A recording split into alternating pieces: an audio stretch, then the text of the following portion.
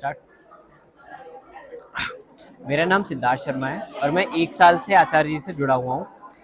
और उनकी YouTube videos हालांकि मैं बहुत पहले से देख रहा हूँ, लेकिन अभी 1 साल से प्रॉपर गीता कोर्स में इनरोल्ड हूँ, जिसमें भी मेरे झुन्नूपन के कारण ऐसे मैं कभी कभी मतलब बीच में मैंने लेक्चर छोड़े हुए हैं, लेकिन मैं तब भी जुड़ा रहा हूँ, आज भी जुड़ा हुआ हूँ। उसी के साथ मैंने उनकी कुछ किताबें भी पढ़ी हैं। उनमें से सबसे बेहतर किताब जो मैंने पढ़ी है और जो मेरे जीवन में रिफ्लेक्शंस लेकर आई है और चेंजेस लेकर के आई है, वो विद्यार्थी जीवन है।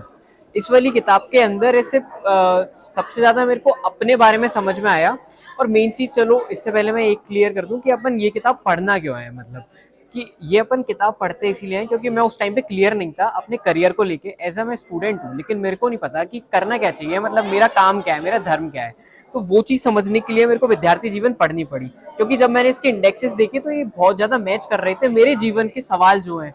जितने भी, जैसे करियर पे जैसे मेरा फोकस नहीं होता, मतलब पढ़ाई पे फोकस नहीं होता, टेंशन नहीं होता, पढ़ाई करने में मन नहीं लगता, डर लगता है कि आगे करियर में मेरा क्या होगा क्या नहीं होगा।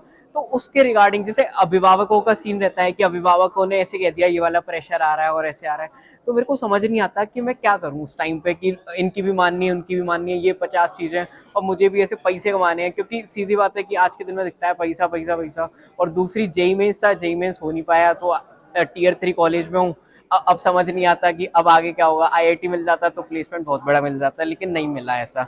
तो फिर मैं बहुत ज़्यादा ऐसे कंफ्यूजन वाले स्टेट से निकला हुआ हूँ और मेरे को समझ ही नहीं आ रहा था कि मैं क्या करूँ। तो उस टाइम पे मेरे को इसके जो कंटेंट इंडेक्स से मिले तो मेरे को बहुत बेटर लगे। तो उसके बाद फिर मैंने इसको पढ़ना चालू किया। तो इसको पढ़ने के बाद सबसे पहली क्लैरिटी तो ये आई कि असलियत में पढ़ाई पढ़ाई कुछ ऐसे मतलब बोझ वाली चीज़ नहीं है। जब आप किसी सब्जेक्ट को पढ़ते हो, जैसे कि फिजिक्स है, तो फिजिक्स को अगर आप पढ़ रहे हो तो उसमें अपने आप में एक इंटरेस्ट है, अपने आप में चीज़ें हैं, क्यूरियोसिटी आती है कि भाई ये काम ये चीज़ ऐसे कैसे करती है। कि जैसे आप क्वांटम मैकेनिक्स वगैरह में जाएंगे तो इलेक्ट्रॉन्स प्रोटॉन्स और फिर उनके उसे और ऐसे तोड़ते तोड़ते चले जाओ तो मतलब अपन बेस लाइन पे ऐसे पहुंच जाते हैं। ऐसे मैक्रो फिजिक्स में भी ऐसे चले जाओ तो मतलब इतना ज़्यादा ऐसे क्यूरियस चीज़ें हैं कि तुम जानते जानते तुम थक जाओगे, लेकिन तुम जान नहीं पाओगे। ऐसे मेरा, जैसे अभी मैं कॉलेज में आया तो उसके पहले फिजिक्स पढ़ रहा था जेई मेंस के लिए, तो फिजिक्स वगैरह उतनी इंटरेस्टिंग थी, लेकिन कॉलेज में आके कोडिंग वोडिंग करनी थी। तो कोडिंग वोडिंग को लेकर के फिर मेरा ऐसा था कि रेट रेस में फंस जाऊंगा और ऐसे सब कुछ हो जाएगा।